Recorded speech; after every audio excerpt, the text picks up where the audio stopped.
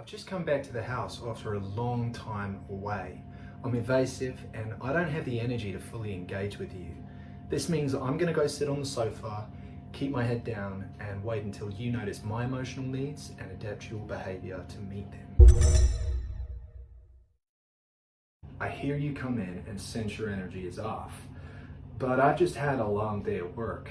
My eyes are barely working at all from looking at the screen all day, during which time there were 3 intense beams of light that flashed from my computer and temporarily stunned me.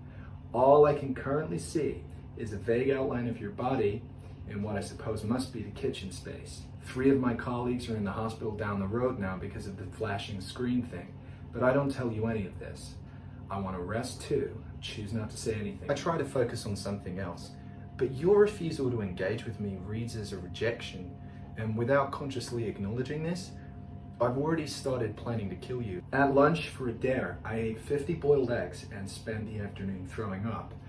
I think it was in the staff toilet, but owing to the screen thing, I can't really be sure. Everyone kept patting me on the back and saying I was a wild man, and this felt good. But I'm still wearing my sicky clothes, and they're quite stinky. So the fact that you're not comforting me actually makes me quite aroused. I finally choose to engage with you, as because of my previous relationships, I can't stand the silence. I say, hello, are you going to ask me how I am?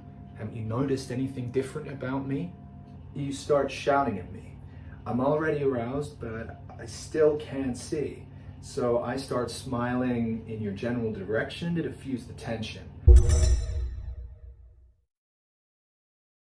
I finally tell you what just happened. I tell you that I was running in the park when out of the woods came 3 really tall aliens who started trying to sell me various items. When I turned them down, they got weird and finally suggested they should swap my head with one of their heads. Next thing I remember, I was running and I knew I needed to get back home. My stopwatch said it was around 4 hours later. I was so tired, so I pulled into a supermarket to get snacks and I really needed a pee. While in the toilet, I caught my reflection and I was horrified because I looked completely different. This is when I noticed something's off with you. Your voice is different. I go behind the kitchen counter and I rummage around in the dark for my favorite plate, which I present to you. I'm a big fan of John Wayne movies and I chant a tune I can't get out of my head that day from Rooster Cogburn. My expectation is that you'll join in. When you don't, I don't realize that I'm making unfair demands of you and immediately feel hurt and threatened, and I call your mother. When you call my mother, I take a good look around, not only at our relationship, but also the house. The decor is completely unfamiliar, and I notice you're definitely not my partner. I say, I'm really sorry, I think I'm in the wrong house. Is this 46 Burntwood Lane? I say, yeah, it is. Well, then I say, what are you doing in my house?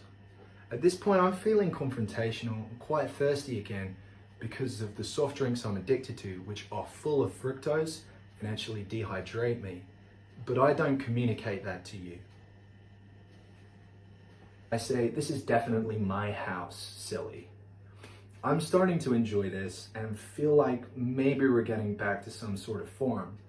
I test this by reaching out to you and lightly tap your head with the back of my hand, and I say, coconut.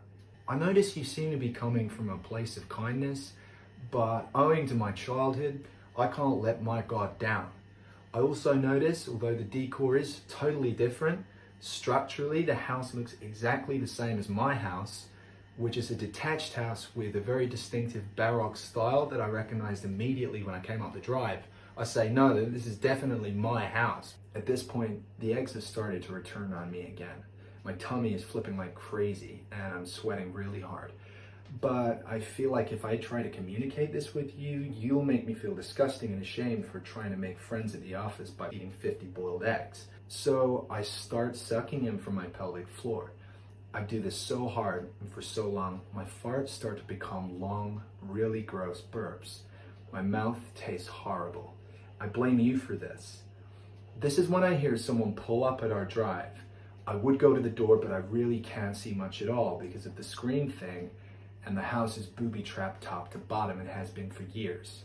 I say, honestly, just leave the door. I can't see a thing right now, and if it is who I think it is, they'll probably know how to get through the booby traps and safely into the room. By now, I'm totally emotionally detached from the situation.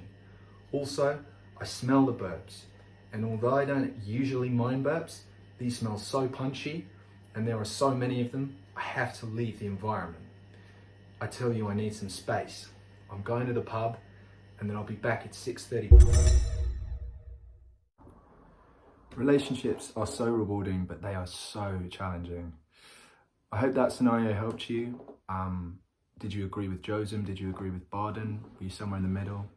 Does it even matter? Took my love and I took it down.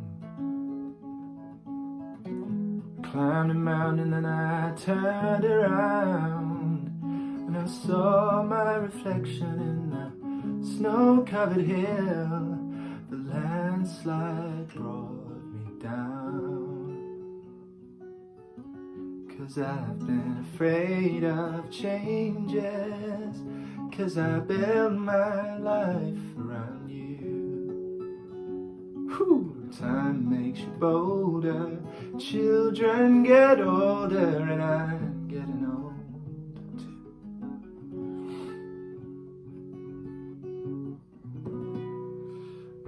I hope you have a week filled with love and light, and yeah, see you next time.